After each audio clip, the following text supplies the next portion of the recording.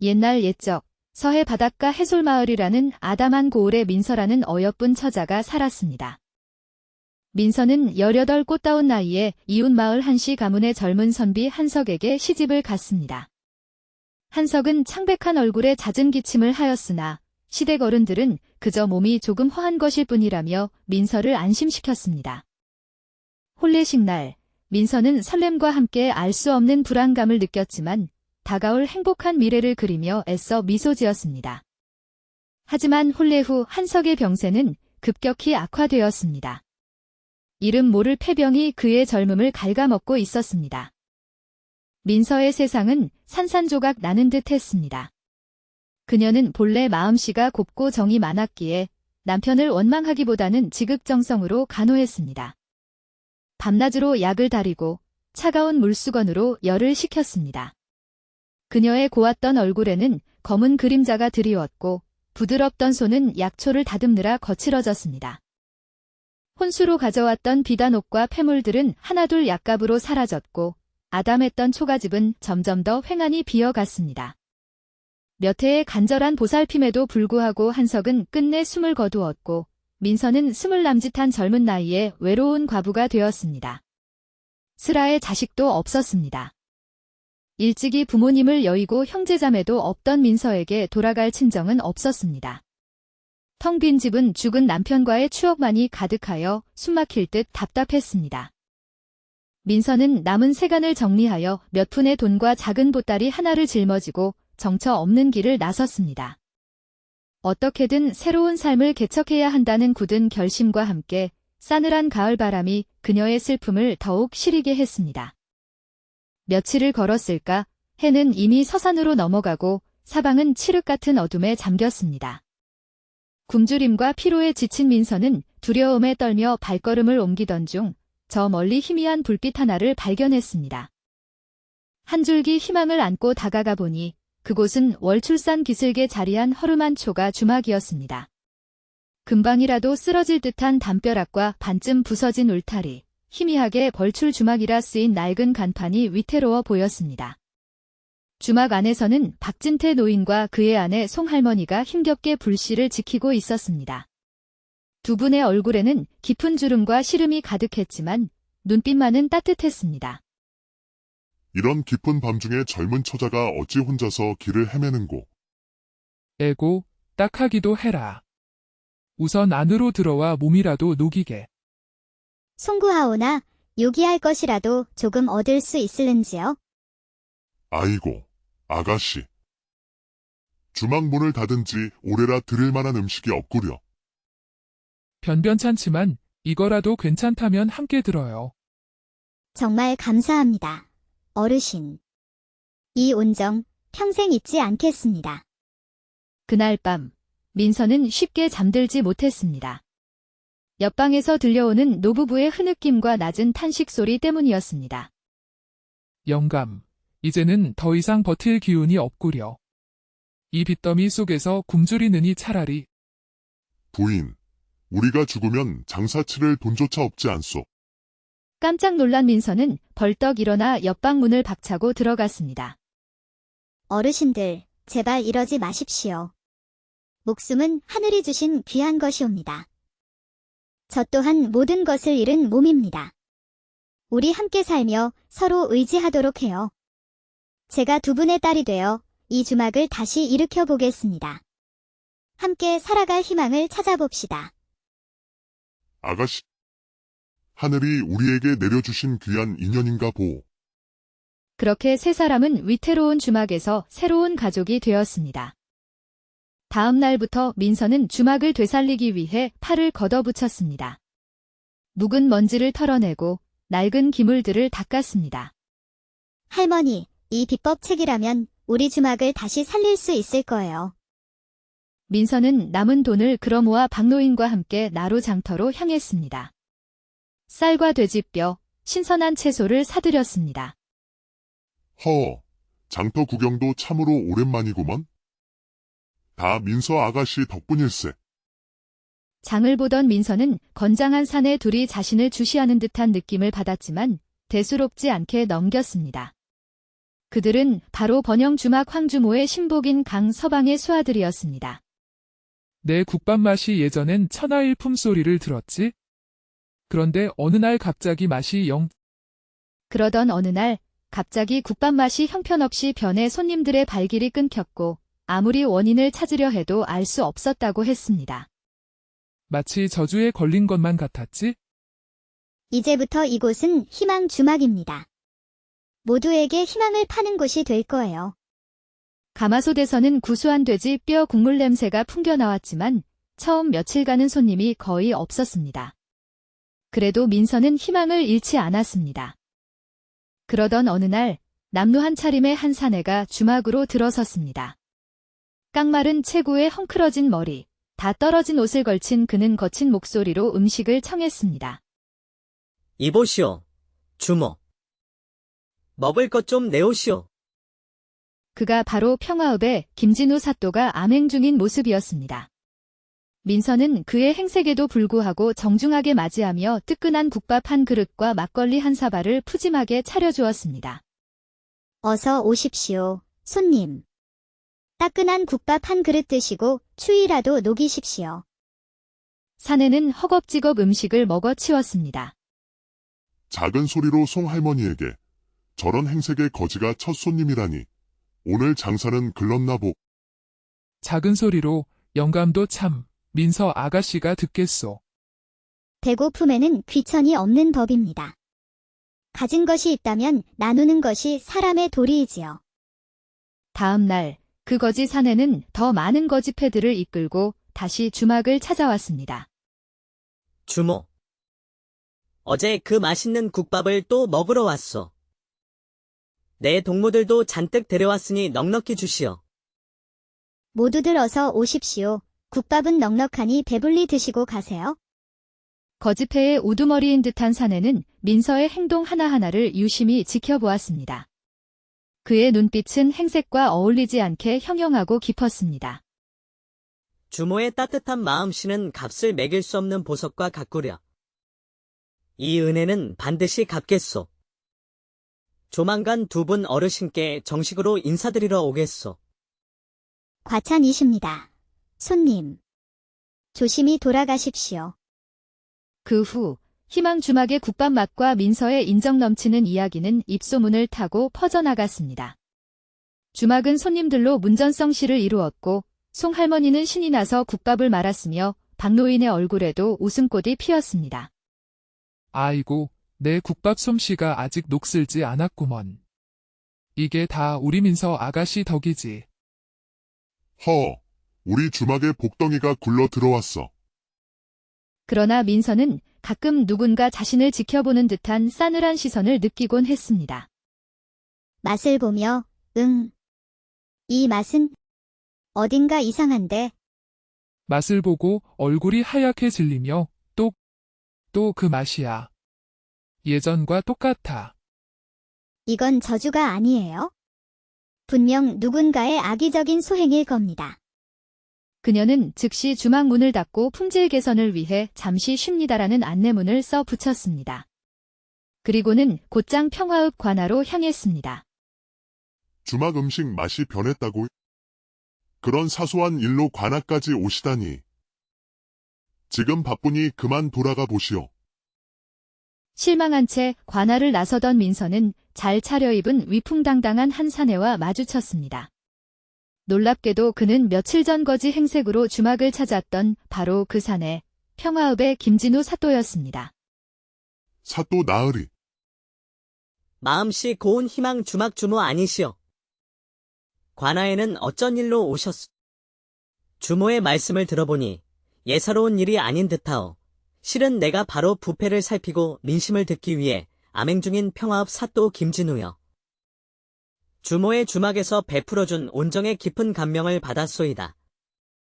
민서는 그의 변신에 놀라면서도 그의 정의감과 예리함의 묘한 끌림을 느꼈습니다. 사또 나으리께서 그런 깊은 뜻을 품고 백성을 살피고 계셨을 줄은 꿈에도 몰랐습니다. 백성을 섬기는 것이 관료의 본분 아니겠소.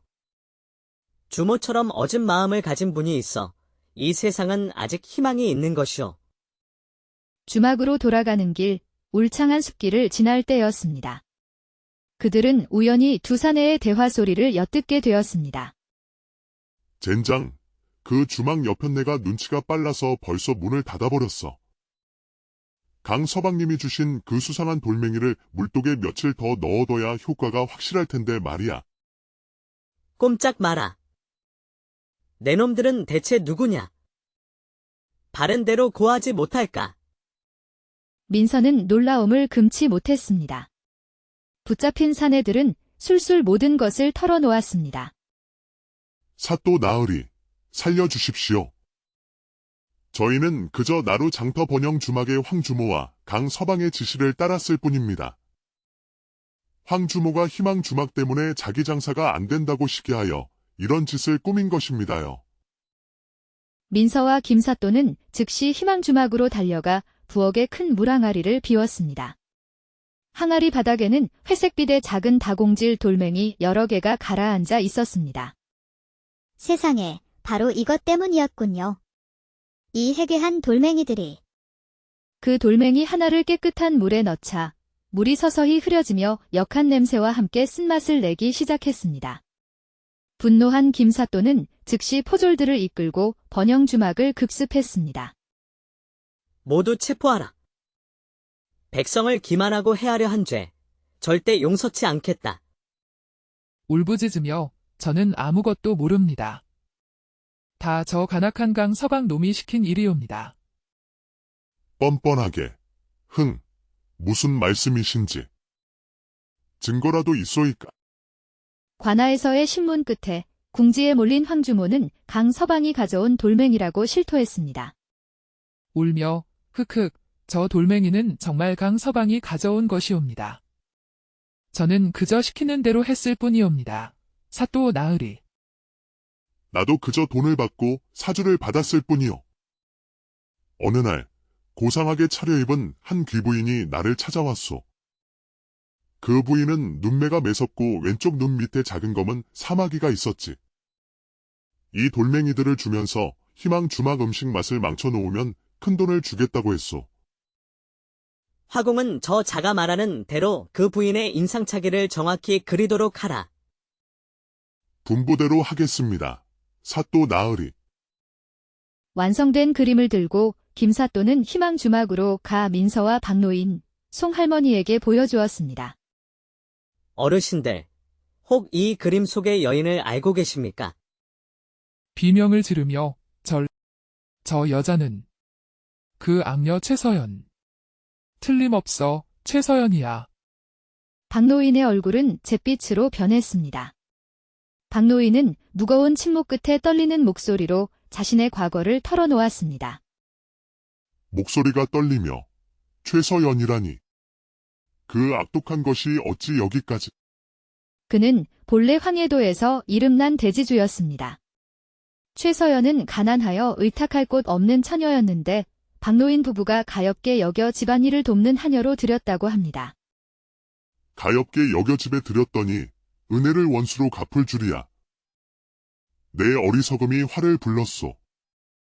그러나 최서연은 영리하고 아름다운 외모를 이용해 박노인을 유혹했고 그의 첩이 되었습니다. 그 후 그녀는 탐욕스럽고 잔인하게 변하여 송할머니를 학대하고 박노인을 조종하여 결국 모든 재산을 가로채고 부부를 빈손으로 내쫓았습니다. 흐느끼며 그년 때문에 우리가 평생 모은 재산을 다 빼앗기고 길거리에 나앉게 되었지. 그년 생각만 하면 밤마다 잠을 이룰 수가 없었소. 내 눈이 멀어 그년의 관계에 넘어가고 말았으니 이 모든 것이 내 불찰이요. 우리는 그 악녀에게서 벗어났다고 생각했건만 그 악독한 손길이 임원 곳까지 뻗쳐올 줄은 꿈에도 몰랐소이다. 어르신, 너무 상심 마십시오. 제가 반드시 이 억울함을 풀어드리겠습니다. 그는 자신의 신분을 밝히고 청렴하고 강직하기로 이름난 암행어사 직책도 겸하고 있음을 알렸습니다. 저는 평화읍 사또이자 임금님의 명을 받은 암행어사이기도 합니다. 이 사건의 배후를 철저히 조사하여 최서연이란 자를 법정에 세우고 어르신들의 원한을 풀어드리겠습니다. 김사또는 박노인을 증인으로 삼고 증거물인 돌멩이와 죄인들의 자술서를 가지고 황해도로 향했습니다. 그곳에서 그는 황해도 관찰사와 지역 수령의 협조를 얻어 최서연을 소환했습니다. 관찰사 나으리, 어사 김진우, 명을 받들고 왔습니다. 평화읍에서 발생한 사건과 연루된 최서연이란 자를 조사하고자 하니 협조해 주시면 감사하겠습니다. 여기 박진태 어르신의 피 맺힌 사연이 있습니다. 암행어사께서 직접 납시었으니 어찌 협조하지 않겠소이까. 즉시 최서연을 잡아들이도록 하겠소. 최서연은 박노인의 옛 저택에서 호화롭게 살고 있었습니다. 그녀는 처음에는 오만하고 당당했습니다. 오만하게 이 무슨 무례한 행패냐. 내가 누군 줄 알고 감히 이리 소란을 피우느냐. 그러나 박노인과 마주하고 명백한 증거들이 제시되자 공포에 질려 무너졌습니다. 공포에 질려 말을 더듬으며 아니 이건 다 모함입니다. 저는 아무것도 모르는 일입니다. 이 악독한 년. 최서연, 내 죄를 내가 알렸다. 최서연의 모든 죄악 재산 강탈, 협박, 박노인 부부에 대한 재차 가해 시도 기명백히 밝혀졌습니다. 이런 천인공노할 양녀를 보았나. 여봐라, 당장 전연의 죄를 물어하옥하고 박탈한 모든 재산을 박노인에게 돌려주도록 하라.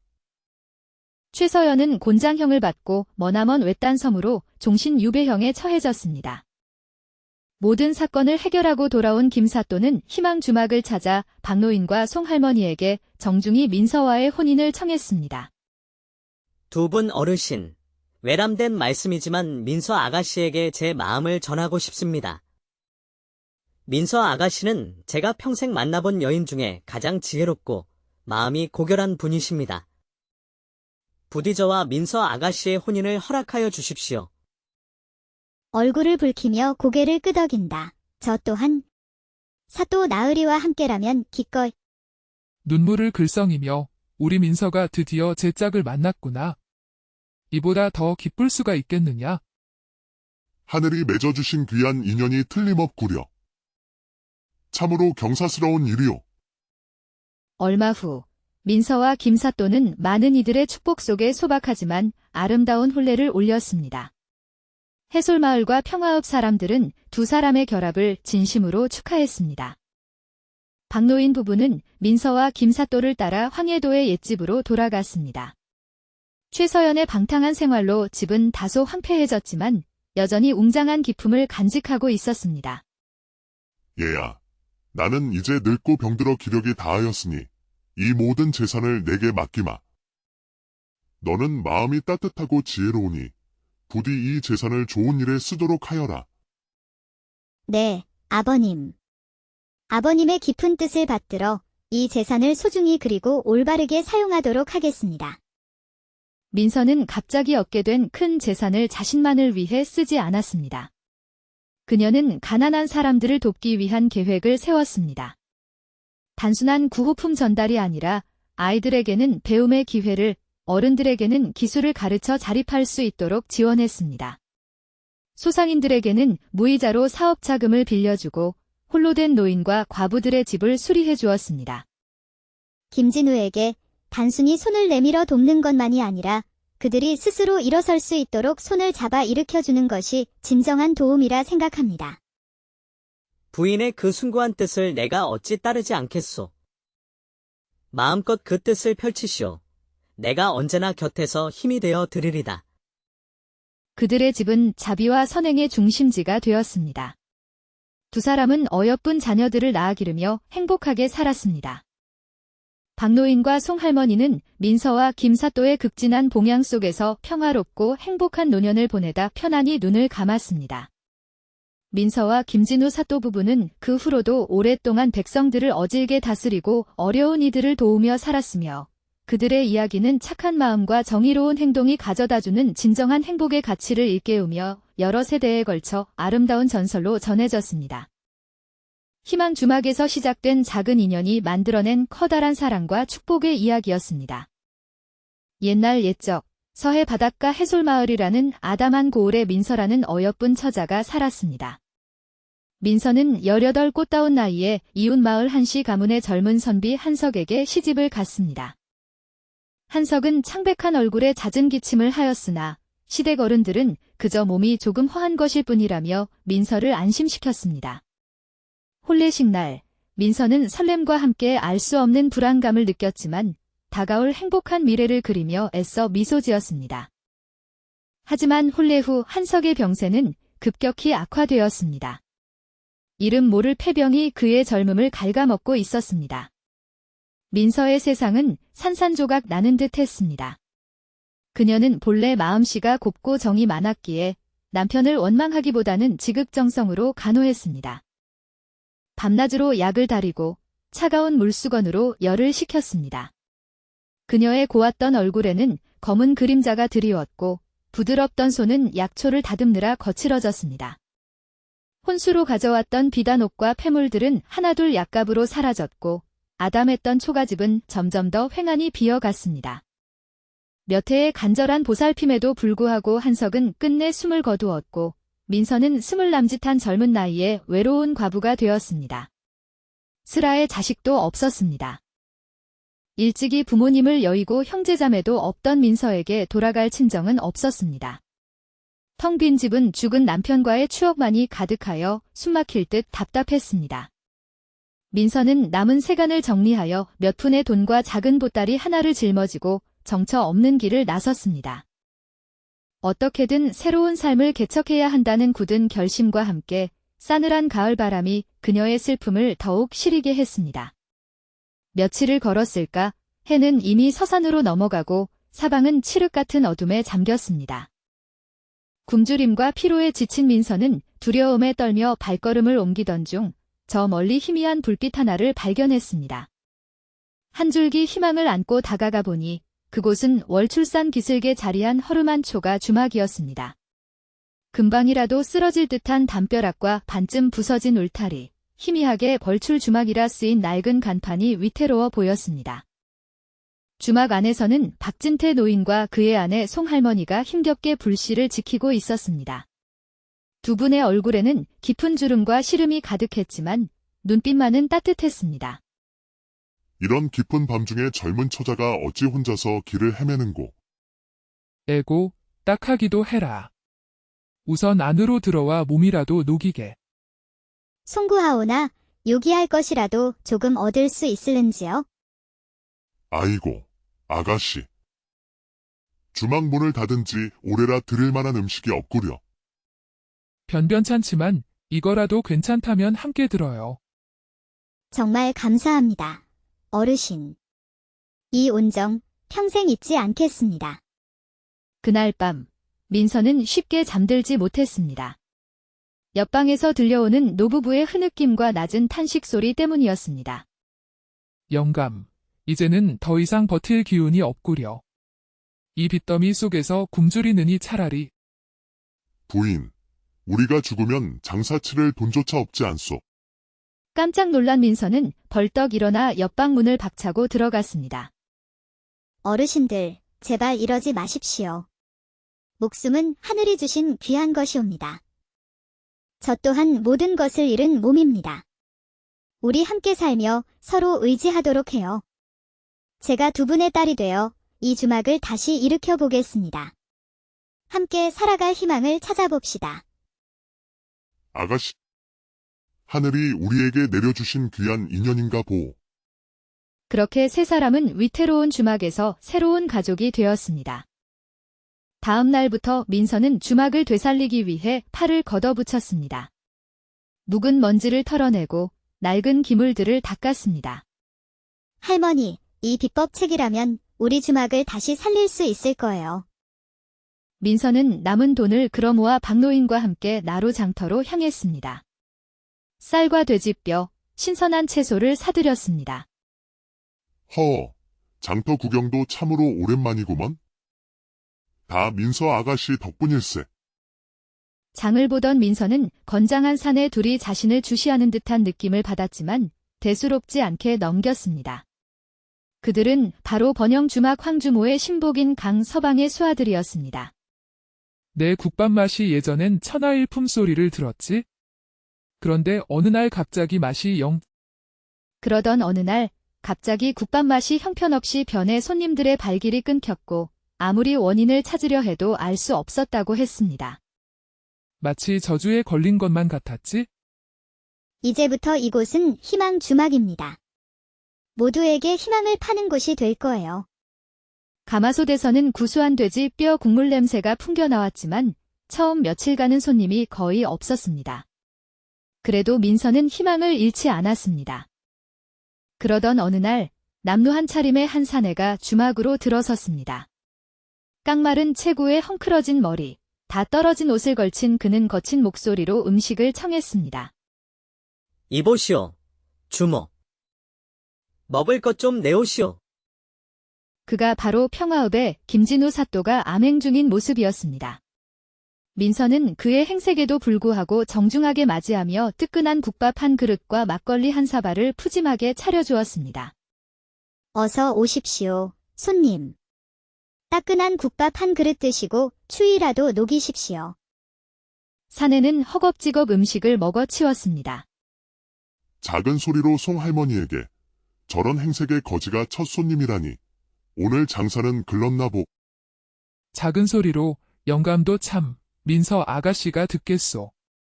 배고픔에는 귀천이 없는 법입니다. 가진 것이 있다면 나누는 것이 사람의 도리이지요. 다음 날 그 거지 사내는 더 많은 거지 패들을 이끌고 다시 주막을 찾아왔습니다. 주모. 어제 그 맛있는 국밥을 또 먹으러 왔소. 내 동무들도 잔뜩 데려왔으니 넉넉히 주시오. 모두들 어서 오십시오. 국밥은 넉넉하니 배불리 드시고 가세요. 거지패의 우두머리인 듯한 사내는 민서의 행동 하나하나를 유심히 지켜보았습니다. 그의 눈빛은 행색과 어울리지 않게 형형하고 깊었습니다. 주모의 따뜻한 마음씨는 값을 매길 수 없는 보석과 같구려. 이 은혜는 반드시 갚겠소. 조만간 두 분 어르신께 정식으로 인사드리러 오겠소. 과찬이십니다. 손님. 조심히 돌아가십시오. 그 후 희망 주막의 국밥 맛과 민서의 인정 넘치는 이야기는 입소문을 타고 퍼져나갔습니다. 주막은 손님들로 문전성시를 이루었고 송할머니는 신이 나서 국밥을 말았으며 박노인의 얼굴에도 웃음꽃이 피었습니다. 아이고, 내 국밥 솜씨가 아직 녹슬지 않았구먼. 이게 다 우리 민서 아가씨 덕이지. 허, 우리 주막에 복덩이가 굴러 들어왔어. 그러나 민서는 가끔 누군가 자신을 지켜보는 듯한 싸늘한 시선을 느끼곤 했습니다. 맛을 보며, 이 맛은 어딘가 이상한데. 맛을 보고 얼굴이 하얗게 질리며 또 그 맛이야. 예전과 똑같아. 이건 저주가 아니에요. 분명 누군가의 악의적인 소행일 겁니다. 그녀는 즉시 주막 문을 닫고 품질 개선을 위해 잠시 쉽니다라는 안내문을 써 붙였습니다. 그리고는 곧장 평화읍 관하로 향했습니다. 주막 음식 맛이 변했다고? 그런 사소한 일로 관아까지 오시다니. 지금 바쁘니 그만 돌아가 보시오. 실망한 채 관아를 나서던 민서는 잘 차려입은 위풍당당한 한 사내와 마주쳤습니다. 놀랍게도 그는 며칠 전 거지 행색으로 주막을 찾았던 바로 그 사내, 평화읍의 김진우 사또였습니다. 사또 나으리. 마음씨 고운 희망 주막 주모 아니시오. 관아에는 어쩐 일로 오셨소? 주모의 말씀을 들어보니 예사로운 일이 아닌 듯하오. 실은 내가 바로 부패를 살피고 민심을 듣기 위해 암행 중인 평화읍 사또 김진우여. 주모의 주막에서 베풀어준 온정의 깊은 감명을 받았소이다.